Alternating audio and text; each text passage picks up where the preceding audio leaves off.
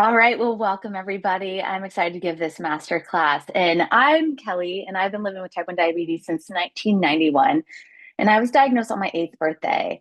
And at age 42, I've managed puberty, trials of birth control, pregnancy, postpartum twice, and business ownership, burnout seasons, and now midlife, walking through perimenopause, all with type 1 diabetes. So if there's one thing I know for sure, it's this. Blood sugar is the output, not the root cause. Again, I'll say that again. Blood sugar is the output, not the root cause of these blood sugar changes, of these hormonal changes. So if you only adjust insulin or carbs but overlook hormones, skip consistent thyroid lab monitoring, ignore gut health, inflammation, muscle mass, and sleep, you will feel like you're reacting instead of leading. So, insulin needs change because biology changes. And today we're going to make that make sense and help you know how to pivot when needed. Before moving on, just a disclaimer, the goal of this masterclass is to equip you with understanding and language so you can advocate for yourself, not to replace your medical team.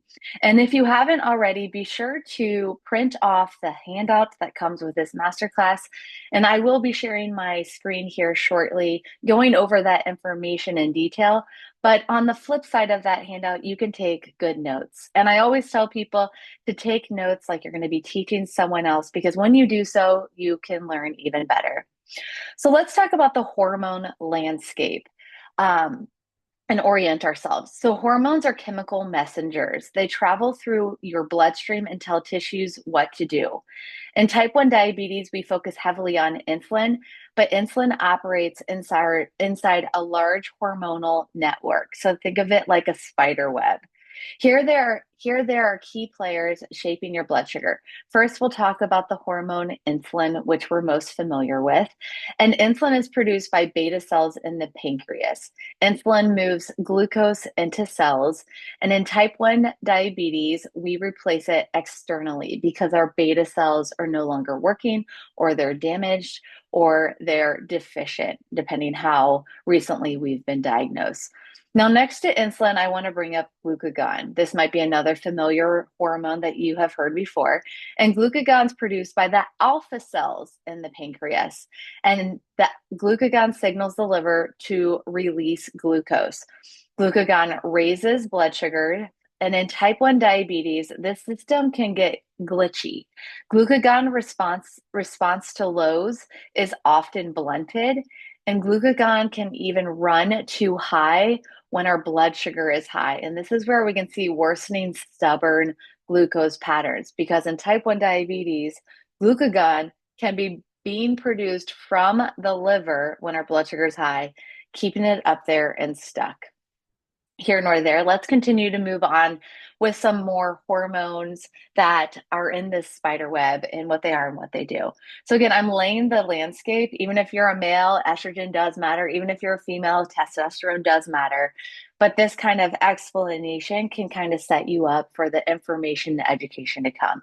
So, next up, we have estrogen. Estrogen is produced primarily in the ovaries and is influenced by adrenal hormones and fat cells. When we get into perimenopause and menopause, estrogen production is produced by the adrenals. So I often always talk about the adrenals. I often always mention give yourself grace, because we need to manage, we need to digest and process stress, because stress heavily influences all these sex hormones and our overall blood sugars and our overall health. So give yourself grace, even if, again, you're feeling like this is a lot of information, take it on slowly. Meet yourself where you are and just be a sponge the best as possible to learn so you can do better. So again, estrogen is primarily produced in ovaries, and it's influenced by our adrenal hormones and fat cells. And fat cells can produce estrogen as well. Estrogen is present in both males and females, but it's much higher in females. And estrogen overall improves insulin sensitivity and supports vascular or vessel cell, vascular health or vessel health and metabolic flexibility. going on. Progesterone is produced in the ovaries. It tends to increase insulin resistance. And I'm going to go into like when these hormones are produced in a female cycle. And I also will have plenty to talk about for men too. So progesterone is produced by the ovaries. It tends to increase insulin resistance, and it's dominant in the luteal phase. So there's a follicular phase. I picture two rolling hills that are identical. So I think of a follicular phase, and then I think of a luteal phase. And it's kind of hard to remember like which is which, but I think of luteal phase as later in case you want to take that tip with you. So let's talk about testosterone. Testosterone is both present in females and males, and it supports muscle mass and insulin sensitivity. It's produced primarily in the testes in males and via the ovarians and adrenal pathways in females. Now, as I talk about sex hormones, of course, I had to talk about insulin glucagon, but I need to also talk about cortisol. Cortisol is your stress hormone and is produced in the adrenals. Adrenals are these tiny organs that sit on top of our kidneys, and they raise blood sugars. Cortisol raises blood sugar during stress, and cortisol impacts sleep, inflammation, and variability. So cortisol is anti-inflammatory. So we can always think, or we often always think cortisol is this negative thing, but we need cortisol to wake up. We need cortisol to support inflammation and more. So we just don't want too much. And same with estrogen, same with progesterone, same with testosterone. We don't want too much. We want balance, especially that follicular and luteal phase. We want our estrogen and progesterone in a teeter-totter balanced relationship. And women can be estrogen dominant, and so can men. So stay tuned, more to come. Just a few more hormones for me to explain here. Thyroid hormones, specifically T3 and T4, these really regulate our metabolic rate. And they also influence glucose predictability and gut motility. So if you're like, I'm constipated, do you have low thyroid? Is that something that's been monitored recently? Is it something you need to get monitored? And then last but not least, GLP. This is a natural hormone that slows gastric emptying. It also reduces glucagon coming from the liver, and it can increase satiety.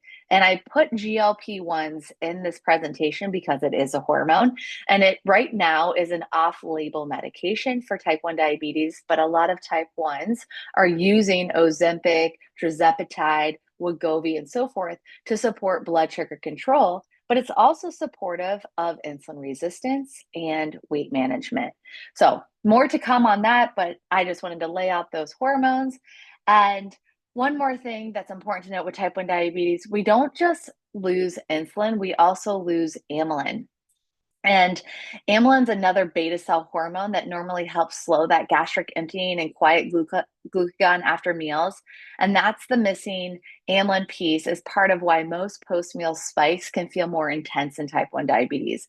Hence why some type 1s, myself included, are using a medication in a low dose to support this. Insulin never acts alone. It responds to the hormonal environment around it, and that environment changes over time. That's not a problem, that's physiology. And let's zoom out and think bigger. So now let's go into system thinkings for type 1 diabetes. Type 1 diabetes is not just a pancreas condition, it's a whole body condition. Your endocrine, your immune, your metabolic system are interconnected like an orchestra. Inflammation increases insulin resistance. The gut influences hormone metabolism. Thyroid function affects glucose predictability, and muscle is a metabolic organ. Most chronic inflammation in the body comes from a combination of gut dysfunction, belly fat or visceral fat, chronic high or fluctuating blood sugars, poor sleep, and ongoing stress.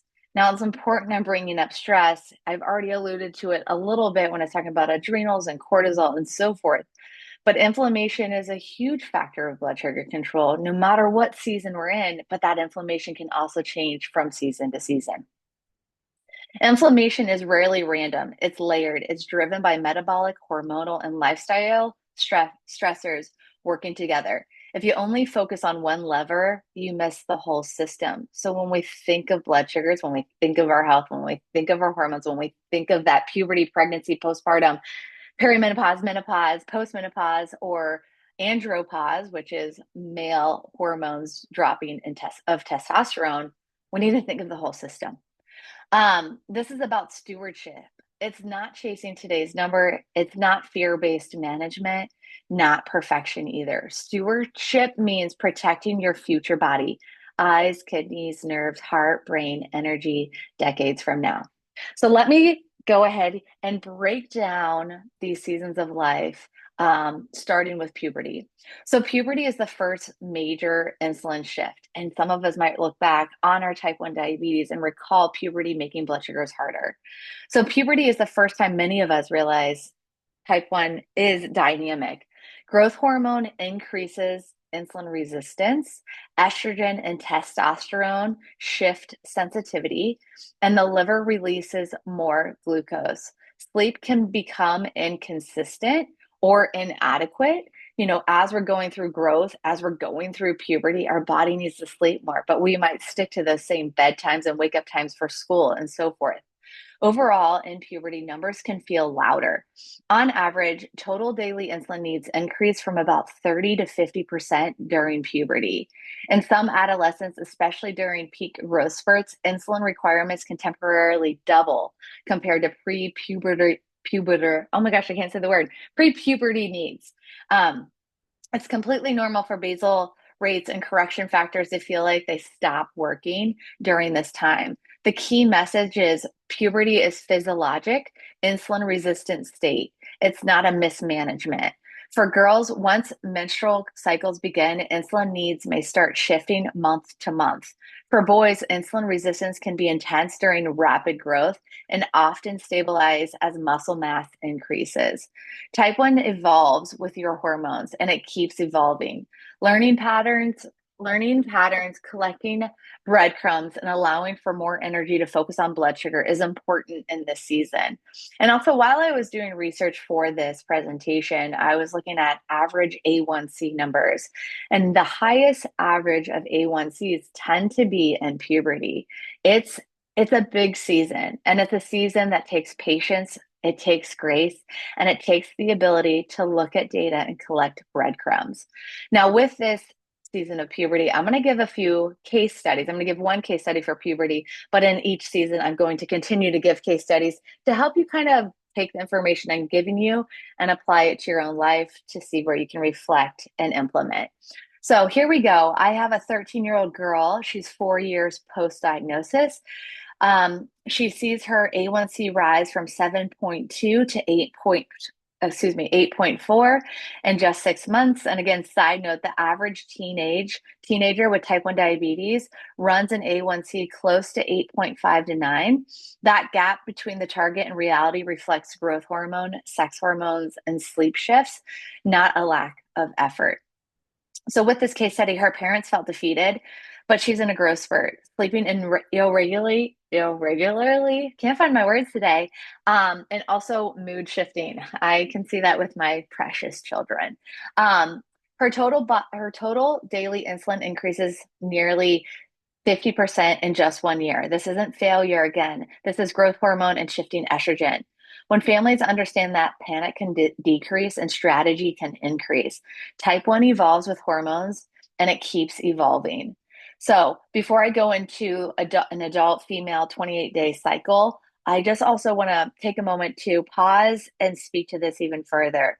It's really important to not only collect breadcrumbs when we're watching our glucose data, when we're helping a child who's in puberty or a child themselves are trying to understand how to dose better here or there. And it takes breadcrumbs, but it also takes consistent, what I call course correcting.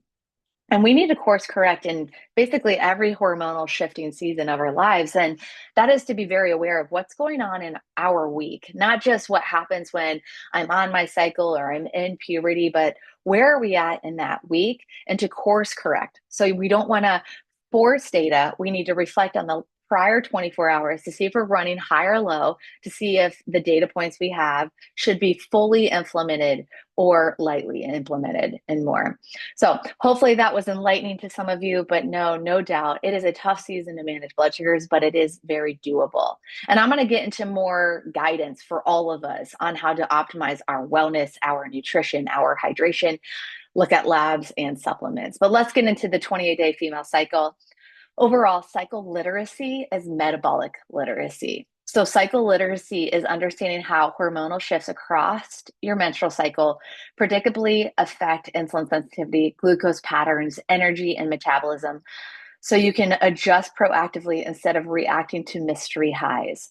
So, the follicular phase, that's the first phase in a female cycle. And I'm actually going to before I move on with the script, I'm going to go into that worksheet that you guys all have. So let me go here, make sure I share my screen. Here we go. All right, so hopefully we can all see the screen well. This is the handout that is provided with this class. I spent some time on that. So overall, that's just the cover page. Of course, disclaimer with this as well. Here is the 28-day female cycle that's nicely color-coded. And menstruation is first day of bleeding. And then about day 5 to 7, it can vary. But this is overall the follicular phase, And further moving down, we're going to get into this fertile window or ovulation. That's when an egg is released. That's when a woman can get pregnant. And how this may feel in your body can feel like a mini menstruation. It can feel like a mini period. And you can see a little wobbliness with blood sugar in these handful of days, either running higher or lower. And what happens one month can vary to the next. But first half of the cycle is that follicular, second half is that luteal. I'm going to click this next page here. Now, this can be an overwhelming graphic, but once you understand it, it's actually quite inspiring. So I need to zoom this down so I can see it all. And I'm going to get my Zoom gadgets out of the way. I don't think you guys can see it, but it's in my way. Now, the hormones and seasons. So let's say you're like, okay, let's move on, Kelly. Not in puberty. I'm post-menopause. This still matters. I have phases of the moon on here. So there is some research that living cyclically as a female, even after we are done cycling, we're done with perimenopause, we're in post-menopause, you can still follow similar cyclical ways to live based off the phases of the moon. Ironic enough, a female cycle is on average 28 days. It doesn't have to be, but on average is 28 days. And the moon is also 28 days. There's a lot of science between, the phases of the moon, and I'm not going to go into that, but also our cycle. There's a book called In the Flow. It's really informative. And if you want to get into more of the moon and 28-day cycles, definitely read that book. But what I'm showing here is just kind of the trajectory of needing more or less insulin. So this is where we're menstruating. Insulin likely goes down. As we get towards ovulation, insulin needs can go up slightly and then come right back down. Again, a mini period is what I call it. And then we get into that luteal phase. And I'm going to go through these seasons here next, but insulin will start to climb. And then those few days before a cycle, females may need more insulin. Now, why do I have seasons on here? So the way we eat and what week we are in our cycle can make a difference for our insulin sensitivity, for our energy levels, for our gut health, for our motility, for so much more. And if you think about foods that's seasonal in spring, that's an ideal food to eat week 1. If you think of foods that are seasonal in summer, think all those fruits and all the produce from your garden. That's optimal to eat raw foods around ovulation. It's the best to digest raw food. And then we get in these colder months later in the cycle, and you might even notice you're craving more stews or warm foods or red meats and so forth. It makes sense because that's your progesterone. There's different nutritional needs based off our week, which is totally cool. But nonetheless, the big takeaway for us type 1s is changes in insulin. There's an influence on cycles of the moon. And if you're like, what is best for me to eat? Think of the seasons. We start with a bleed in spring. We go to summer, we hit autumn, and then winter. And all in all, throughout the month, it's good to diversify our diet. I'm not going to go into these details here, but this also lays out just more suggestions of what's going on, how to move your body, what you may tolerate better. And then there's some lifestyle factors. Again, no matter what, wherever you are, give yourself grace. And then this is a wonderful, wonderful line graph for pregnancy. When I was pregnant with my two children, who are now or gosh, how old are they? 10 and 12, 10 and 12. I studied this religiously. I'd be like, what week am I at? Should I bump my basal rate up yet? Because it is almost a constant bump up the basals when you're pregnant. And I will say that my pattern in the first trimester for my boy was very different than my girl. So we don't always have to follow what this line graph says. Listen to what your body is showing you and feeling and doing, and just use this as a guide. I had both my children's in Chicago at Northwestern, and I could not tell you exactly where I got this resource. I don't recall if it's from my diabetes educator or a friend, and it has no reference on it, but it is valuable. When I work with type 1s, I always share it and give it to them. So those are the worksheets. Again, I hope they all make sense, and take time to look through those more thoroughly. So I'm going to close that out. I stopped sharing my screen. I'm going to get back to our script, and we're going to dive more into the female 28 day, pulling that up here, just so I stay on track. So going back, the more you know your cycle, the more you can predict your blood sugars. That's what I was talking about with cycle literacy. Is metabolic literacy. So the follicular phase, estrogen rises. It's that first rolling hill, and then insulin sensitivity often improves. So I can get away with a smaller pre-bolus by mistake during this part of the month versus that luteal phase. I need to be rock solid on my habits on the pre-bolus, and also maybe an adjustment in my insulin to carb ratio and basal overall. In the follicular phase, workouts feel better. You might feel like, it's the sun's out. I want to go for a run. And even if the sun's out later in the month, you might feel like you just want to rest and reflect. Honor your body. We really need to listen to our body beyond what blood sugars are telling us. So there's the follicular. Then we hit this ovulation. Ovulation, I didn't show it on the graph, but there is a dotted line. That dotted line is testosterone. And ovulation makes us want to be more social and makes us want to reproduce, have sex. And it's also where estrogen is peaking. And overall, some feel stable and some feel a little wired with ovulation overall. But there's a lot going on with testosterone. I'm going to go into testosterone here shortly. And then last but not least is that luteal phase. That's where progesterone rises, but progesterone makes us insulin resistant. But that is not a bad thing. In someone without type 1 diabetes, it increases this insulin resistance. It helps the body preserve calories. It raises the metabolism. It raises body temperature and so much more. But progesterone is also a very relaxing hormone. It helps with sleep and so much. So when we get to perimenopause, usually progesterone comes down first. First thing people notice is like, where did my sleep go and what happened to my basals? Small tangent there, but important to note. So in the luteal phase, the later phase, when progesterone's rising, insulin resistance increases, fasting glucose climbs, dawn phenomenon might strengthen, cravings will certainly increase, and sleep may worsen. A little dietitian coaching in me here as well. Cravings will go up. The metabolism's going up. The metabolism might go up 500 calories. And if we're kind of aware of what we eat from day to day, and all of a sudden we basically need another small meal, it might feel very indulgent. So don't restrict, listen to your body, reach for whole real food more often than not, and eat those needed calories. I'm going to take a sip of water here, or more so tea, and continue to move it on. So over on the luteal phase, this is not losing discipline. This is progesterone doing progesterone things. And basal strategy here. So track 3 months of CGMs alongside your cycle. Look for repeatable patterns and look for breadcrumbs. And there's a number of ways you can do for this, and I'll just speak to what works best for me. So I live off my calendar, maybe because I'm an entrepreneur, but I live off my calendar, and I have notes of when my cycle is, and I have a note when ovulation is, and I track how much insulin I was taking, what my blood sugars were like, what my total basal was. I just track my notes in my calendar, and it repeats every month. So I have these little stacked notes right there on my phone. And I often have my phone with me. My phone is my insulin pump. So I don't go without it, and I don't lose those notes, but I put a lot of this information in my calendar. You can get fancy and download an app to have a better understanding as well. In the Flow app, FLO, is a good app among others. And even Apple phones have a health app that can track your cycle as well. But I put my notes in my calendar. Hopefully no one's reading my calendar, but it's always there to reference, to quickly access, to quickly search, to quickly add to, and more. So figure out what helps you collect your breadcrumbs. Overall, many women benefit from a 5 to 15% basal increase in the luteal or the later phase when that progesterone's rising. And personally, I often need 20 to 30% more basal insulin. I'm quite sensitive to insulin overall, but my hormone shift is dramatic. And it took me years. It took me years to learn this because I didn't fit the average.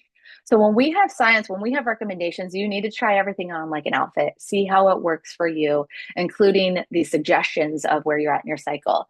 So collect your breadcrumbs. Many women reduce insulin about 24 hours before bleeding begins. And personally, I don't fit the mold here. I tend to drop my insulin a day or two after my first bleed. A little too much transparency, but often we learn through stories, and I'm happy to give an example.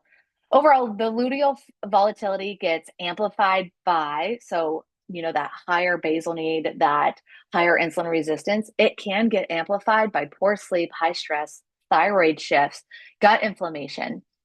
And this is where symptoms thinking really changes everything. Remember, type 1 diabetes isn't just a pancreas situation. We need to think about our immunity, our gut health, our lifestyle. A lot of times I mention a GRACE method, the GRACE framework, and that's thinking of gut health, our routines, our adrenals or stress, clean living, our liver support, and exercise. Movement is medicine. So let me give a case study, a luteal case study of how an individual optimized her blood sugars here. So a 38-year-old woman reports mystery highs every month. We tracked for 3 months of CGM data. Excuse me. Days 18 to 28 show consistent fasting increases of 15 to 20 blood sugars, 15 to 25 points on her blood sugar for fasting blood sugars.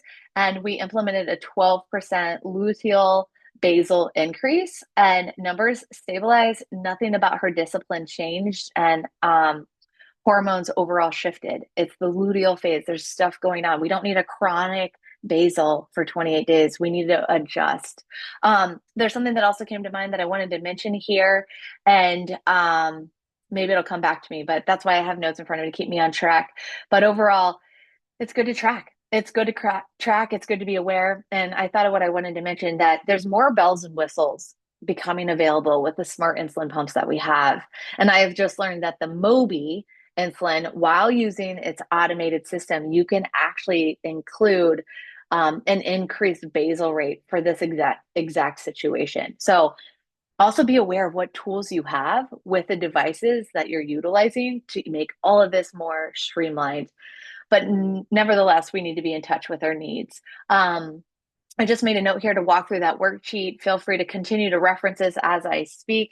And next, I'm going to go into male hormones and type 1 diabetes. So let's talk about testosterone, because while we often focus on estrogen and progesterone in women, testosterone is just as important for men and for women when we're talking about insulin sensitivity, muscle mass, inflammation, and long-term metabolic protection. So what testosterone actually does, testosterone is not just about libido.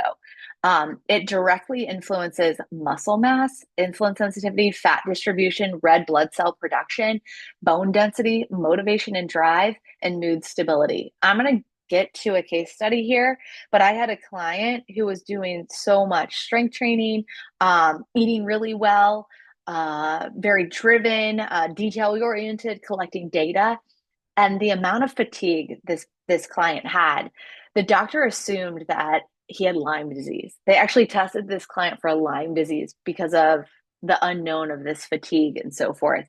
And it actually all came back to his testosterone. And his testosterone was in the ideal, not the ideal, but within range. But testosterone is also like vitamin D. Vitamin D is 30 to 100. The testosterone conventional range is also quite wide. So symptoms matter as much as lab data. So take note of how you're feeling and take that to the doctor, look at lab data and see if you need some sort of support. And I'll go to lifestyle factors too, but it's just something that stood out so well. I'm like, we thought this person had Lyme disease and the person just had low T. Also, this person went on testosterone. Again, I'm jumping the gun here on the case study, but the body fat percentage is way down and muscle mass is amazing. And it's not mega dosing testosterone by any means. Once you take a testosterone, if you were to take testosterone, you need to test and make sure it's the right amount.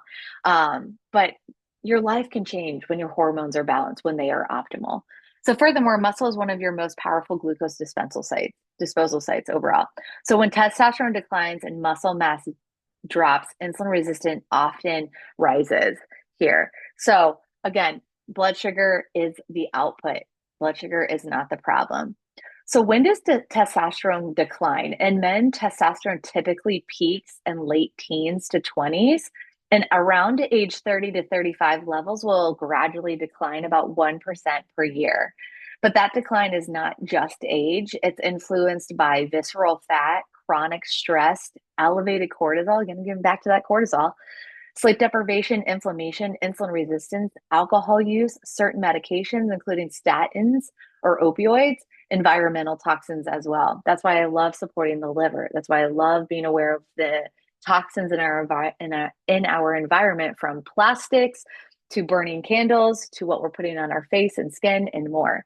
Um, so if a 42-year-old man with type 1 diabetes says, I feel exhausted, I can't build muscle, my insulin needs keep creeping up, that can be common and that can be hormonal. We do not need to dismiss that at aging. We evaluate physiology. So why men with type 1 diabetes may be at a higher risk of low testosterone, let me tell you. Type 1 diabetes are at a higher risk for low T for several reasons.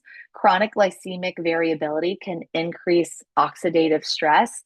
Inflammation suppresses the hypothalamic pituitary gonadaloid axis. I actually had trouble even bringing that out, but basically that's communication from our brain down to our testes. Men with type 1 diabetes can be at a higher risk of low T because of increased prevalence of belly fat or visceral fat in midlife, higher rates of autoimmune thyroid disease. Last but not least, sleep disruption from nighttime highs and lows. And then overall, long-term high blood sugars or hypoglycemia has been associated with lower total and free testosterone. So again, insulin resistance and hormonal suppression can feed each other. It's a little bit of a chicken and an egg, and it becomes a loop. So, most common symptoms of low T, I've described some of them, but let me share more. The most common early symptom is not dramatic sexual dysfunction. Usually, when we have a lower libido, it's actually stress related. Even giving sex hormones won't change our sex drive if we don't look at stress. So, back to common symptoms is it's often persistent fatigue. It can be brain fog, reduced morning energy, loss of sex drive, decreased recovery from workouts, increased stomach fat or abdominal fat, reduced muscle strength, brain fog, irritability, or low mood. Also, if your testosterone's too high, you can also have some of these symptoms. So test, don't guess. And sex changes or libido changes may occur, but metabolic symptoms often show up first. Now, what are the medications that can influence testosterone? I think it's important to talk about because often, as someone who's been type 1 for 34 years, there's a time in my life where endocrinologists are handing me suggestions to take prescriptions, including those with statins, and that can be influencing other things. Type 1 diabetes is systems, it's not just a pancreas condition. So, certain medications can lower testosterone or affect testosterone or hormone balance, and that is chronic opioid use, long term glucocorticoids, some antidepressants, excessive statin use, and poorly managed sleep medications as well. So, overall, and chronic stress alone can blunt testosterone entirely. So, stress is really important. Give yourself grace as you're trying to make improvements. No, you don't need to jump in the deep end. Peel your goals like an onion and move slowly and surely. And sometimes it's two steps forward and one step back. Overall, cortisol and testosterone often move in opposite directions. So we're back to that teeter-totter relationship. So how does testosterone relate to women? Women also produce testosterone just in smaller amounts. And in perimenopause, declining estrogen combined with lower testosterone can contribute to loss of lean mass, increased insulin resistance, reduced motivation to train, brain fog, fatigue, and body composition can really shift. So testosterone is not just a male issue, it's a metabolic hormone. Now, I'm going to jump to a tangent here real quick. And in this presentation, I'm not going to be talking about hormone replacement therapy extensively, but I think with this information, it's so important, so important, so important to take data on your symptoms and let those symptoms be much higher insulin need. It might be the brain fog. It might be the fatigue. It might be body comp. It might be who knows, but track that information. Recognize if it's cyclical, or for males, your cycle's 24 hours, females, ours is 28 days. And even if you're postmenopause, it's still important to have these symptoms noted, to have an educated conversation with your gynecologist, with your endocrinologist, or your primary care doctor. I mentioned this because I'm a strength coach, I'm a yoga teacher, I'm also a dietitian, but I talk about women's health all the time, especially in my classes. And I'll see women who are using testosterone creams because their testosterone is so low, and they're changing nothing but taking those creams, and their body completely changes, kind of like the case study I already shared. So track your data, have educated conversation with your doctor's appointments, have questions ready to go when you meet with them. And HRT, hormone replacement therapy, is a long way coming overall. So what do we do about low T? What do we do about low hormones? First, test appropriately. Test, don't guess.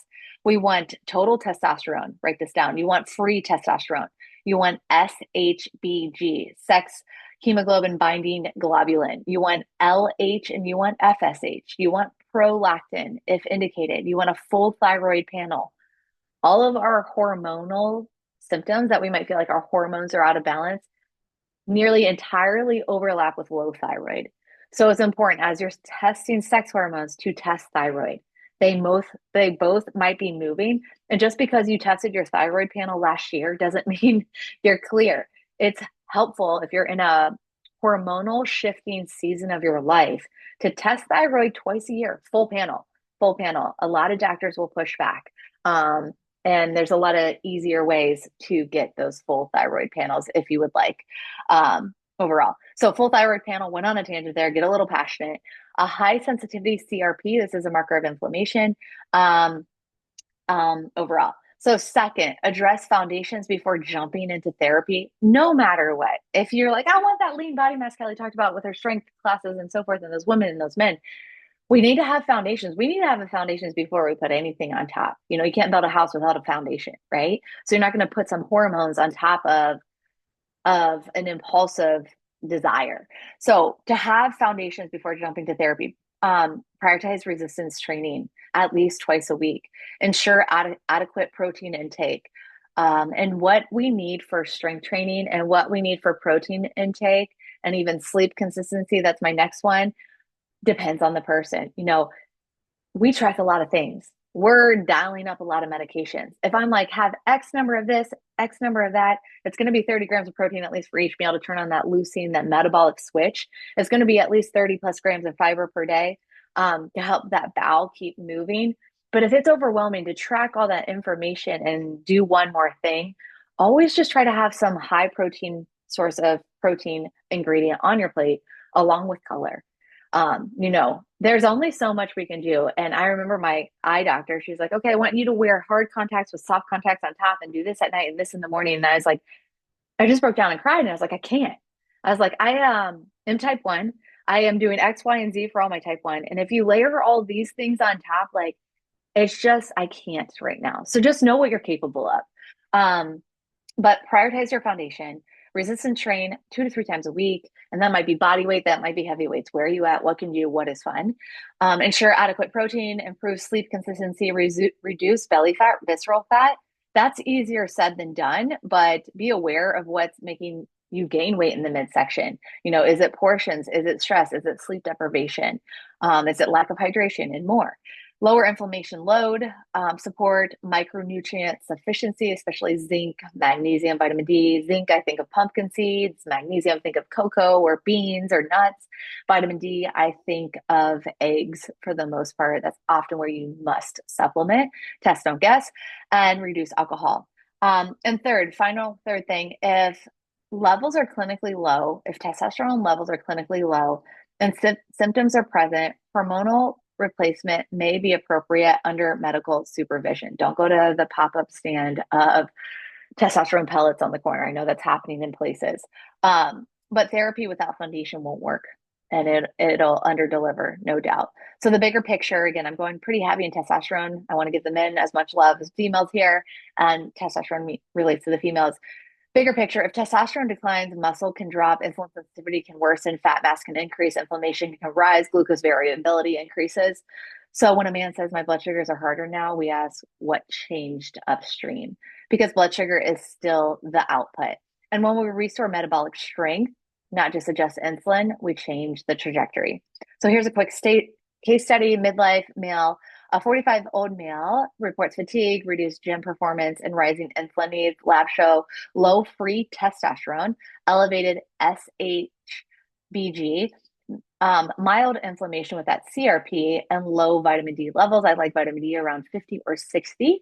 And we increase resistance training. So resistance training can actually increase your testosterone. Again, foundations, foundations, foundations. We corrected vitamin D. Vitamin D is involved in so many biological processes in the body and improve sleep. So we focus on resistance training, overall vitamin D, improve sleep. 3 months later, energy improved, basal dropped by 10%, and post-meal spikes reduced. Muscle is a metabolic insurance. So more motivation there. So talked about puberty, talked about the 28-day cycle, talked about testosterone, and now I'm going to jump into pregnancy and postpartum. So pregnancy, that line graph that I had shared with you, pregnancy is a full endocrine event. Placental hormones drive insulin resistance, just like the 28-day cycle has phases. Pregnancy has phases too, weekly shifts, trimester shifts, and what some call a fourth trimester as postpartum. The line graph in the workbook for this masterclass is incredibly eye-opening. I wish I could tell you where I got it from, as I had noted, because I don't recall. We'll call that pregnancy brain. But nonetheless, thyroid demand rises in this season too. This is a common season where thyroid issues can appear or worsen, so it matters to monitor. Iron demand also increases as well, and inflammation matters more. So postpartum estrogen drops sharply, sleep fragments, emotional load definitely increases, and glucose becomes unpredictable. Before I go on to, I want to go back to the pregnancy 3 trimesters and even fourth trimester. If we look at the 28-day cycle and we have spring, we have summer, we have autumn, and we have winter. So the blood sugars, come down and then they go up, and then a little bit of ovulation, and then blood sugars continue to climb. It's taking that 28 days of a female cycle and stretching it out into 9 months. And that's somewhat of what pregnancy is. So if you're like, I'm so scared to get pregnant, master your cycle before you get pregnant, and you're going to do great. So give yourself grace, learn, collect breadcrumbs, lean in, be curious, and you're going to be okay. Because I quickly went over pregnancy there, but you're really taking that 28-day, what you've learned month after month, and you're stretching that out into pregnancy. Of course, you're growing, your appetite's growing, your pre-bolus is going to need to change, your basal's going up. But I recall first trimester, I didn't need a pre-bolus. Third trimester, my pre-bolus was 45 minutes. Again, my children are 10 and 12, so that was a while ago, but I will never forget how long I needed that pre-bolus. And it was eye-opening. So maybe that's helpful for you.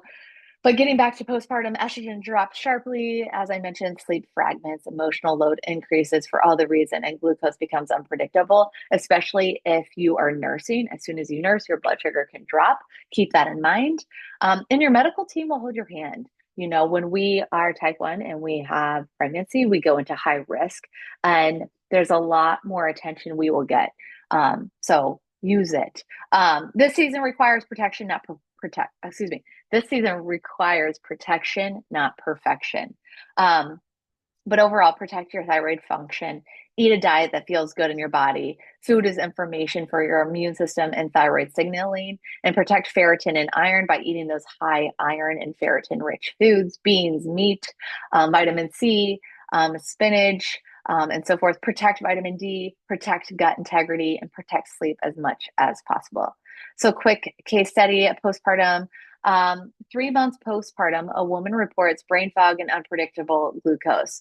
Her TSH, so again, it's important to monitor the thyroid throughout the season. TSH was rising and TPO antibodies were elevated. So TPO are autoimmune antibodies for the thyroid, and they were elevated. Postpartum is a thyroid vulnerable season for sure. So after appropriate, thyroid and ferritin support glucose predictability improved. So keep that in mind. So let's jump to perimenopause. We're getting there. You guys are doing great. Continue the note taking. There's a tidbit for everyone through each season I'm talking about.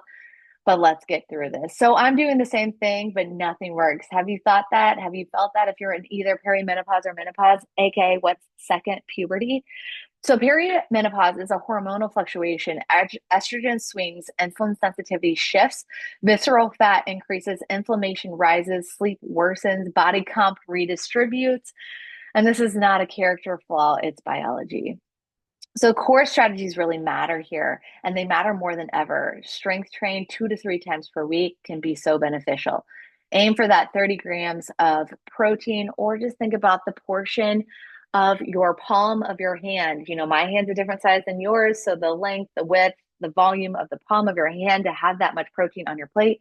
And my hand's about 20 to 22 grams of protein if this were chicken or fish or whatnot. So think about a palm portion of protein on your plate, or 30 grams if you're measuring it.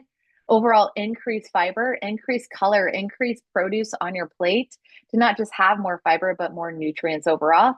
And get morning sunlight exposure. Our energy can really dip in hormonal seasonal shifts. And it supports our circadian rhythm to expose ourselves to sunlight. I have windows all around me every morning. And even if it's really cold out, you can open up your window and look at the sun. You know, in the morning, I try not to wear my sunglasses to get that locked in support for melatonin at night, but it's also important for energy in this season. Um, so the sunlight can regulate your nervous system and protect your energy. Say no to what isn't a true yes. I often say no to everything that is not a hell yes. And I really feel that. I'm like, is this a hell yes? You know, someone just recently asked me to take on something, a nice project, and I really had to sit with it and feel it out. And I was like, I'm going to do it because it's a hell yes. So when you can, where you can, say no to everything that is not a hell yes. And overall, have an informed hormone replacement therapy conversation when appropriate. And overall, with this season of life, we don't panic, we adapt. Um, Thyroid and type 1 diabetes, I want to get into this a little more. And going back to we don't panic, we adapt in perimenopause and menopause, we go back to those foundations. Go back to the foundations supporting your gut, your routines, your stress levels, your liver, and move your body in fun ways. And if you're like, strength train, Kelly, no way have I touched that in a long time. Start slow. Start with just 10-minute walks after meals and see where you can go from there. Be realistic with your goals and move at a pace you can embrace. So let me touch on thyroid health because it's weaved into a lot of these hormonal seasons. So the overlooked driver, autoimmune overlap, is common in type 1. So autoimmune thyroid disease is frequently seen in type 1, often cited in the range of roughly 17 to 30%. Also, along with this, celiac disease is also more common in type 1, often cited around 6 to 10%, depending on the population studied. And I am anxious to see in the future of research how not only celiac disease, but non-celiac gluten sensitivity becomes a bigger category that is appreciated more to be studied, to be tested, to be implemented. Because I see a ton of non-celiac gluten sensitivity in my type 1 clients worth mentioning. Not to scare you, but to empower you. So pay attention to how gluten makes you feel. But hypothyroid, low thyroid, easier terms, low thyroid increases insulin resistance. So if your TSH is really high, that actually indicates low thyroid, but we want a full panel. We want a full panel. We don't want just TSH and T4. And you might say, can I have my thyroid tested to your endo? And they're going to say, yeah. And they're going to give you a TSH and a T4, but we want the full panel because we want to know antibodies. We want to not only see what the TSH is, a volume from your brain to your thyroid. It's volume saying produce more thyroid hormone. It's saying, you know, as it gets higher, the volume gets louder, but it's not telling us how much thyroid is there. That's why I want the full panel. So hopefully you're remembering this. Advocating in our appointments and being educated and informed goes a long way, but a low thyroid can make you insulin resistant. And it can slow down motility. It can make you constipated. It can worsen glucose variability. Thyroid needs shift when sex hormones shift. So again, maybe twice a year, maybe more. If you're going on HRT, if you're adjusting a lot of things with your hormones, test the thyroid, test the thyroid, test the thyroid. Overall, a normal TSH is not always enough. Again, the full panel includes TSH, free T3, free T4, reverse T3, PPO antibodies, and thyroid globulin antibodies. I've seen thyroid antibodies drop dramatically when someone finds the right diet, not just the right medication. I found when I adjust someone's diet, I can bring those antibodies down. Um, for their unique body, especially when inflammation is reduced. Thyroid function directly impacts predictability. If your numbers feel stubborn and nothing makes sense, this is worth evaluating. So overall, core strategies matter more than ever. Again, strength train 2 to 3 times a week, palm-sized portion of protein at every meal, or make sure there's some protein food on your plate. If you feel overwhelmed with all of these recommendations, take on what you can and build from there. Increase fiber diversity, include more color, morning light exposure, regulate your nervous system, and whatever that means. And honestly, it means find a way to laugh, find a way to have more fun, have strong, good relationships, connect with people, and support relationships that might feel hard right now. Can go a long way on our health, and have informed conversations on hormone replacement therapy. A quick case study for a midlife 44-year-old woman. She started seeing rising fasting glucose and weight gain despite consistent habits. And we increased her resistance training, optimized her protein, not just that boatload of protein at dinner. We distributed throughout the day. We adjusted her luteal phase basal rate. We corrected her ferritin. Ferritin is the storage of iron. Ferritin can be high from inflammation. It's important to look at your labs to understand a story, not just to supplement. And we prioritize sleep. 3 months later, she had reduced variability. Her energy certainly improved, and basals stabilized even more. And basically, midlife requires strategies, but upgraded strategies. Protect your energy so you can upgrade your strategies and take better care of yourself. Say no to everything that's not a hell yes, overall. So I'm going to move on here, and we're going to jump into the conversation of GLP physiology. So GLP slows gastric emptying, and GLP is an example of Ozempic. Tirzepatide is a GLP-GIP, and there's more and more medications becoming available and more research of these medications with type 1 diabetes. So hopefully one day soon, we can see these medications as on-label use for our type 1. So GLP slows gastric emptying, it reduces glycogen, it increases satiety. So there's hunger and satiety, so the sense of fullness. In type 1, we also lack amylin, which explains why GLP therapies can sometimes help. Medications in this family can assist appetite and post-meal control. And there may be additional benefits in some people, especially when insulin resistance, inflammation, and midlife hormone shift are part of the picture, but they do not fix sleep deprivation, muscle loss, chronic inflammation, thyroid dysfunction, or gut imbalance. Tools can support, but foundations protect. They don't work alone. And overall, in this presentation, I couldn't close without going into a little bit of gut health, a true passion of mine, someone with type 1, but also someone helping people with type 1 in the space to draw attention to gut health. So with gut health, microbial or gut bacteria diversity, so in the large intestines, the colon, I often refer to as the garden bed of our body, the gut bacteria diversity is often lower in type 1. So if you're thinking of a garden bed, I'm thinking of a variety of flowers and fruits and vegetables in my garden bed. And that is healthy. That is helpful for survival. We want abundance.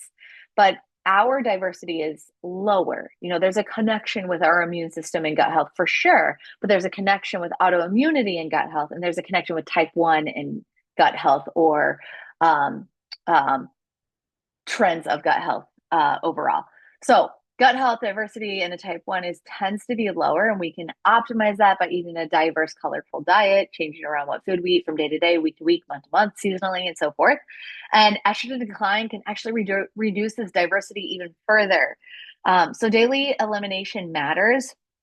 And I say that too because estrogen can decrease the gut diversity, and lowering estrogen can also make that permeable gut. So we have a small intestines that go to the large intestines. I think of the small intestines like a garden hose, and it's almost this mesh lining, and low estrogen can make that mesh lining open up into these large holes, which can drive inflammation, but also create incredible constipation. So estrogen decline can reduce diversity further, and pooping really matters, no matter what phase we're in, but especially when we're in perimenopause menopause because we don't want this estrogen dominance creating more problems. We need to poop the estrogen out.